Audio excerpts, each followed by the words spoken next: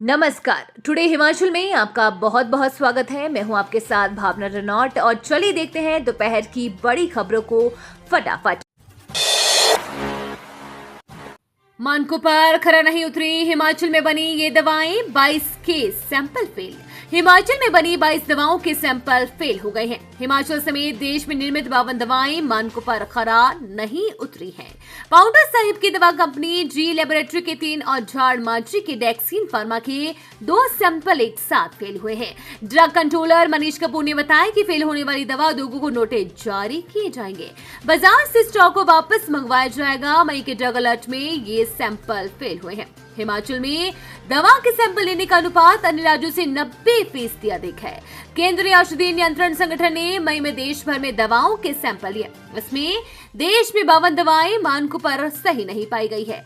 सिरमौर के 5, ऊना का 1 और 16 सैंपल सोलन जिले के फेल हुए हैं। इसमें गले का इन्फेक्शन, उच्च रक्तचाप यानी कि बीपी, कैंसर, दर्द, जीवाणु संक्रमण, अल्सर, खांसी, एलर्जी, वायरस संक्रमण, एसिडिटी, खुजली और बुखार की दवा के सैंपल सही नहीं पाए गए हैं।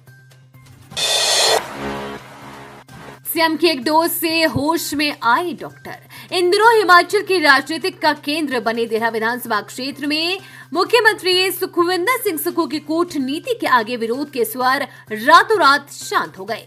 रोने, डराने और आजाद लड़ने की चेतावनी देने वाले डॉक्टर राजेश को न केवल सरेंडर करना पड़ा बल्कि मुख्यमंत्री के कदम से कदम और शब्द से शब्द भी मिलाना पड़ा। जानकार मान रहे हैं कि सुखविंदर सिंह सुक्खू ने अपनी राजनीतिक सूझबूझ से ही डॉक्टर राजेश के तेवरों को शांत कर दिया। 2 दिन पहले प्रदेश के सियासी गलियारों में डॉक्टर राजेश शर्मा ने आंसुओं की गूंज से देहरा के सियासी माहौल को हवा देने की कोशिश की, लेकिन नामांकन से ठीक पहले सीएम सुक्खू ने डॉक्टर राजेश शर्मा को शांत कर दिया।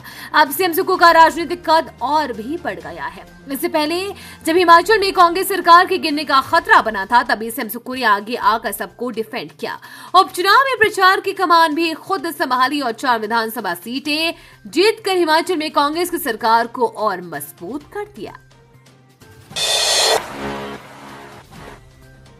सिरमौरी ताल में आपदा के जख्म अभी भी हरे। बरसात में ग्रामीण करेंगे पलायन। सिरमौरी ताल में पिछले साल बरसात में आई आपदा को 1 साल होने को है, लेकिन लोगों के जख्म अभी भी हरे हैं।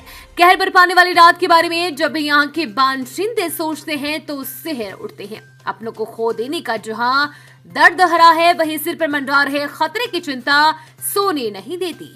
जरा सी बारिश होने पर भी यहाँ के लोगों को डर लग जाता है और वो डर जाते हैं। हादसे के बाद मुख्यमंत्री, मंत्री, नेताओं के साथ अधिकारी मौके पर पहुंचे, लेकिन यदि 1 साल बाद जमीनी हकीकत देखें तो हालत में कुछ ज्यादा बदलाव नजर नहीं आया है। ग्रामीणों का कहना है कि बरसात में गांव के सभी लोग यहां से पलायन करेंगे। पहले भी ब्रेक फेल होने पर चालक की सूझबूझ से टला था हादसा। इस बार ले गई 4 की जान। 11 साल 10 महीने पुरानी निगम की बस शुक्रवार को 4 जिंदगियों को चंद पलों में लील कर गई। दुर्गम क्षेत्र में तंग सड़क, तीखे मोड़ और अधिक दुर्घटना संभावित क्षेत्र से हर रोज गुजरने वाली इस बस को कुछ ही दिन पहले पास किया था। गौर करने वाली बात यह है कि इस रूट पर पहले भी इस बस की ब्रेक फेल हो चुकी थी। तब चालक की सूझबूझ से हादसा टल गया था, लेकिन इस बार बचाव का मौका नहीं मिला। अब इन 4 मौतों का जिम्मेदार किसे ठहराएं, ये सवाल है।